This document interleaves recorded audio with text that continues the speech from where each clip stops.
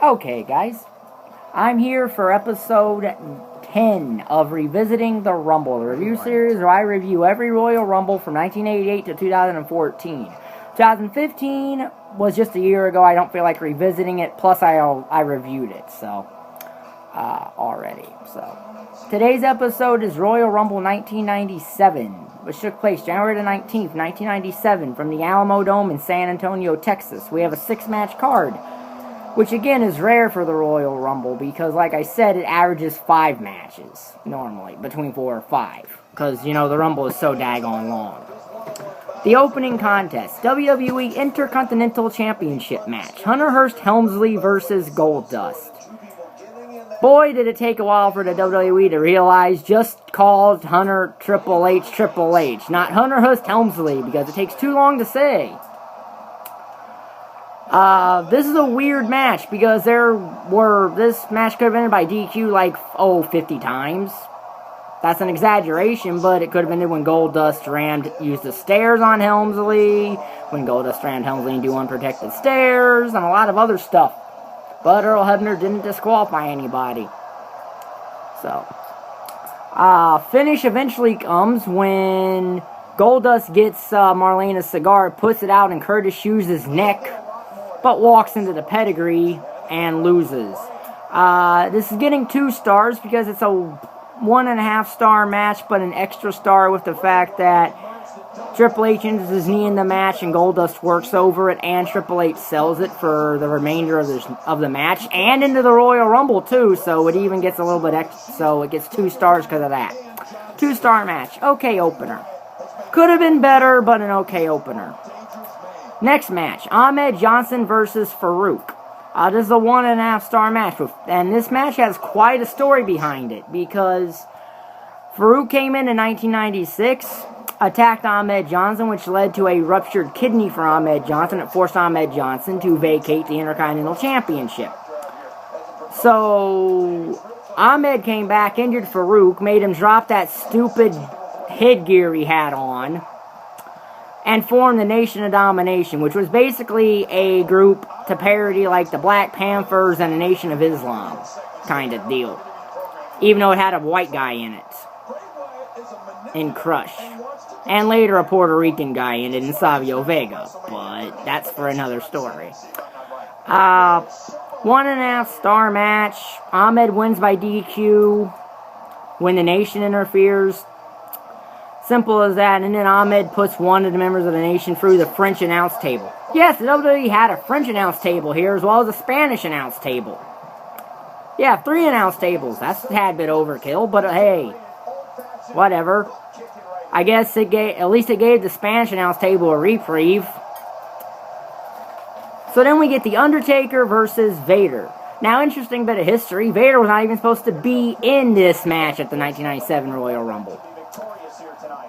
Vader's match in 1997 Royal Rumble was originally supposed to be him versus Shawn Michaels for the WWF Championship, for the WWE Championship, but due to Shawn Michaels, back when he was a prick, because this is when he was, basically, after SummerSlam 96, decided to put a caveat on that and not do anything else with Vader, so Taker decided to work with Vader.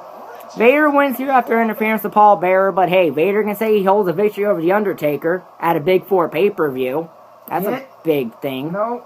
So, it's 1.5 stars. So then we get a Lucha Libre 6-man tag team match. And not the kind of Lucha Libre you might get from Lucha Underground. Oh, no. This is old school Lucha Libre. The match is Hector Garza, Canak, and Perro Aguayo taking on Fuerza, Guerrera, Heavy Metal, and Jerry Estrada. This is a traditional Lucha Libre match, which means it's high spot, high spot, high spot, high spot, flip, flip, flip, flip, high spot, finish. Or in the case of this, also a bunch of arm drags and finish. Which the finish is Perro Aguayo hits Jerry Estrada with a top rope stomp and wins the match. It's 1/2 star because, well, old school Lucha Libre doesn't have any actual psychology in it at all, because like I said, a old school Lucha Libre match is what I said. So it's 1/2 star. So then we get the 1997 Royal Rumble match. And actually a very good Rumble. It's 2 stars. Crush and Ahmed Johnson are 1 and 2. The entry order, as always, will be in the description box. As well as who had the most eliminations and longest lasting. They're the same guy in this Rumble. It's the guy who won. But that'll be in the description box. Stone Cold enters number 5.